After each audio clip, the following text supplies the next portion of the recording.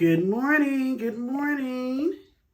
It is a glorious, chilly Saturday morning here in South Kakalaki. It's 46 degrees. I'm sure in other places that will seem warm, but to us here, it's a bit chilly. I had a little ice on the car this morning, and I didn't come. Parker says, say hello. Say hi, everybody. You got to check and make sure, he is always on guard duty around here. So, that's what he's going to do if somebody get in the house. I guess. He's going to tear him up. All right. He's gone for the moment. So, I thought I would do something because somebody said it in the chat, and I was like, let me look this up. Our friend always calls us trout mouth tricks. I personally had never heard that till she said it because I've never been called that. But also she calls her friends that and her friend's dog. So let's just see here because I'm going to show you what the definition means. And I'm just like, wow. Okay, here we go. Right here, so it still needs to come up on the end some more. And finish filling this thing out, but it was under here, so it didn't come up as much. But she came up in here laying down, y'all. And look who up there in the bed with her. The trout mouth tricks. How does it feel? It feels really nice. Okay, the trout mouth tricks. Actually, that is a lot to say.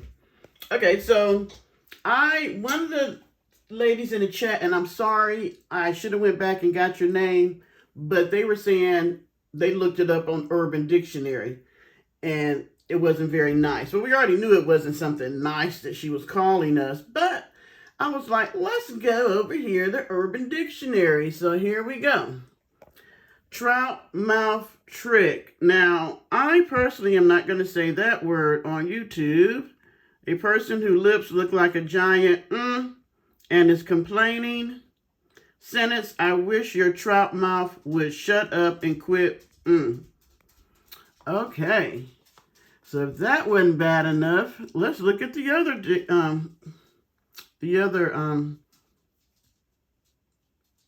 defining word for it. I'm sorry, definition for it. There we go. A MF who never stops running their mouth or talking, usually women, but can be men also. Wow. Here's another one. Describes the sticky, pungent taste in your mouth that follows a long night of drinking, after which you take home the nastiest, dirtiest, filthiest of a woman, but I guess if you're a woman, of a man, and proceed to engage in such things as 69s and deep tongue splunking with her.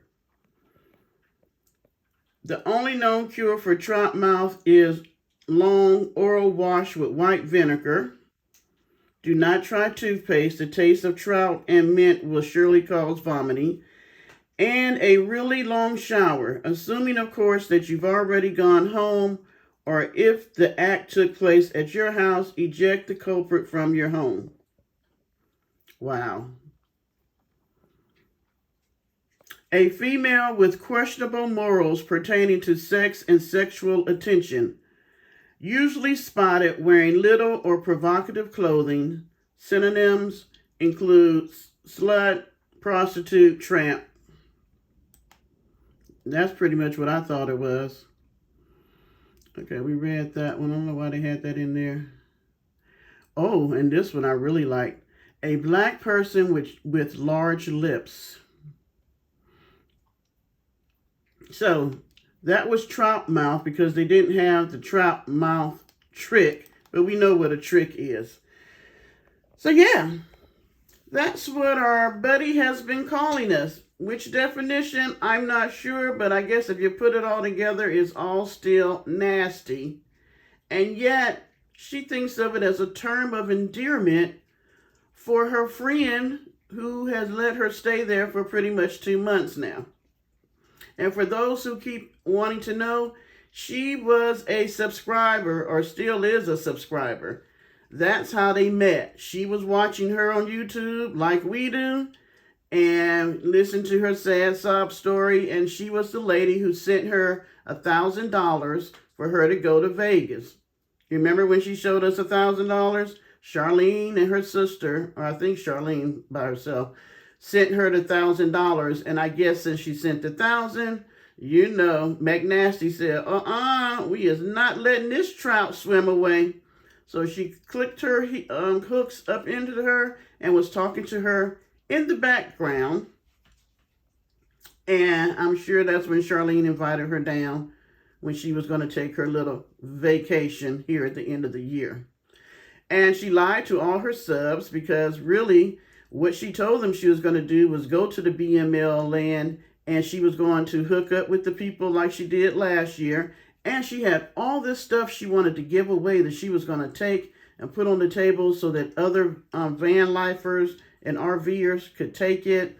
Then she was going to go to Vegas. Then she was going to go to Malibu and then to Texas. I don't know what happened to all that.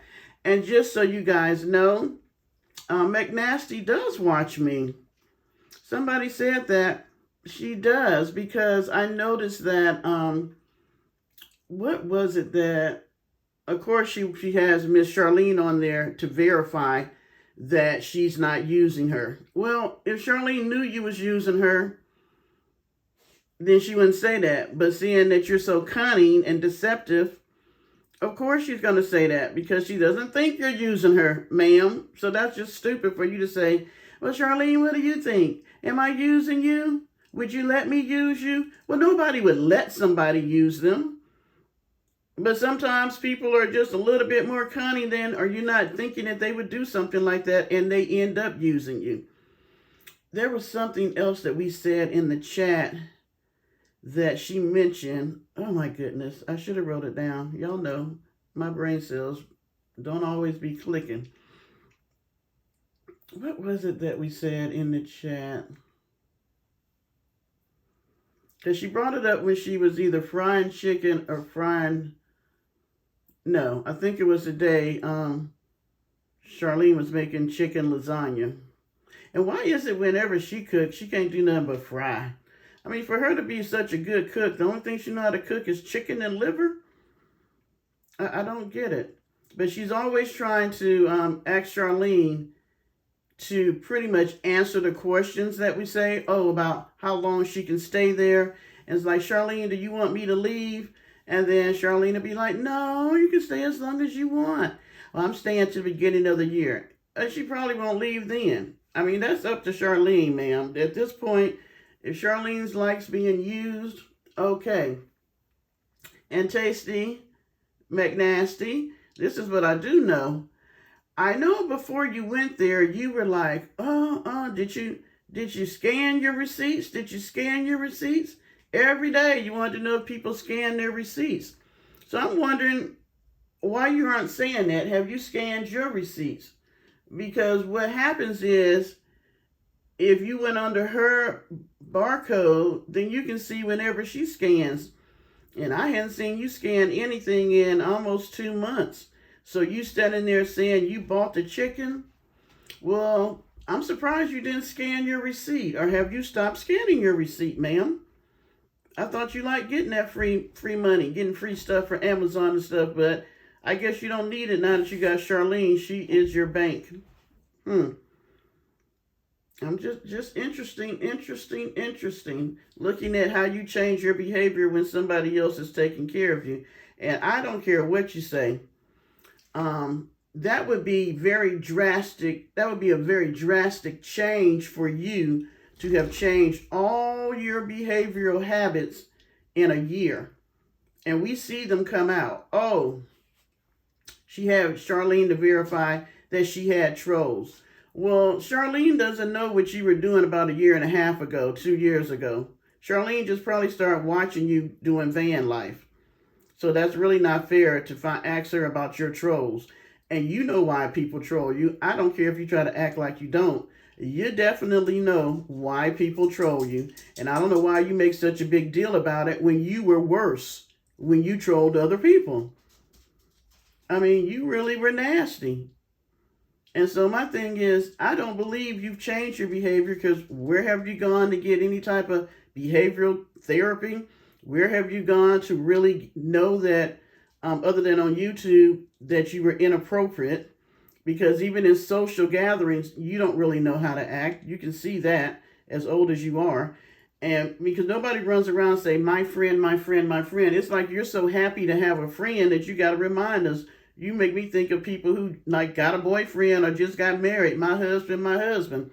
That's how you act with Charlene. I was like, you ain't had a friend in a long time? Or have you ever really had a friend? And if you ever notice, her definition of being a friend is a person that will do stuff for you and share with you. It's always a person that's going to give you something. In her mind, giving her something means it's a friendship. So to her, Charlene is just a wonderful, wonderful friend because she's footing the bill for all this. But anything that your sister says, she grew up with you.